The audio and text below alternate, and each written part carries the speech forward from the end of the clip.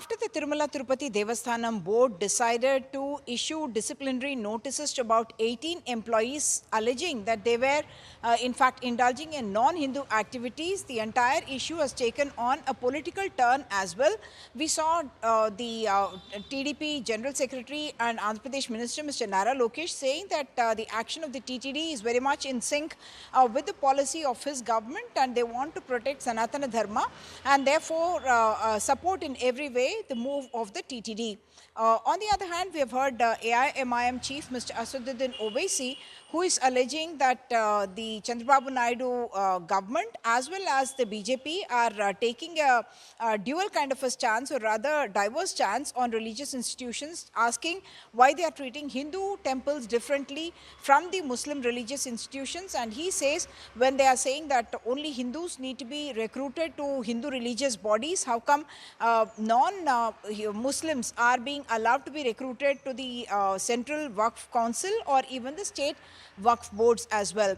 The entire issue, in fact, came to light after the new TTD chairperson, Mr. B.R. Naidu. He had told us in an exclusive interview soon after he took over, saying that he wants to weed out the non-Hindu employees from the TTD. And in the first TTD board meeting as well, the declaration was made about weeding out the non-Hindus, and they went about it in a very systematic manner, with vigilance teams actually keeping a watch on how people were behaving either privately or in public. And what we have seen in the note is that the TTD claims that they have proof that these people were indulging in non-Hindu religious activity. They have not provided the proof exactly, but what we do understand is that what these employees were doing in their private life also came under vigil. But this is not the first time that this issue is coming up. In fact, in 2017, the BJP started talking about, other pro-Hindutva groups also started talking about non-Hindu people in the TTD. And in fact, there was a video that went viral of a particular deputy executive officer of the TTD welfare officer, who in fact called Snehalata, who was seen on camera going in the official TTD car to a church, after which certain priests complained saying that this officer is indulging in non-Hindu activity. And subsequently there was notices, or rather termination notices, that were issued to about 44 employees who were identified as non-Hindu, and they went to court challenging the orders. And the court, in fact, in February of 2018 said that there is no constitutional validity for removing somebody from a job on the basis of religion. But the TTD now is quoting certain laws that are there, the service rules that are there of the TTD itself, on the basis of which they have taken this action. Mind you, they have not talked about terminating these employees, but the TTD has spoken about either transferring them to non-religious duties or asking them to take a voluntary retirement. The chairperson had in fact told us on NDTV that he intends to ask the government to take some of those employees in case they are agreeable to the transfer of these people out of the TTD. While no proof per se has been given about what kind of activities these people were indulging in, what the TTD has said is that the Tirumala Tirupati Devasthanam expects that all employees should uphold the sanctity of the temple, and that means the religious beliefs, values, sentiments, traditions, all of them have to be respected by the employees. It also mentions that when anyone is being recruited to the TTD as a staffer, they take a declaration either in front of a photograph or the idol of Sri Venkateshwara Swami, where they say that they profess to go by the Hindu religion and practice only the Hindu religion and will not indulge in non-Hindu religious activity as well.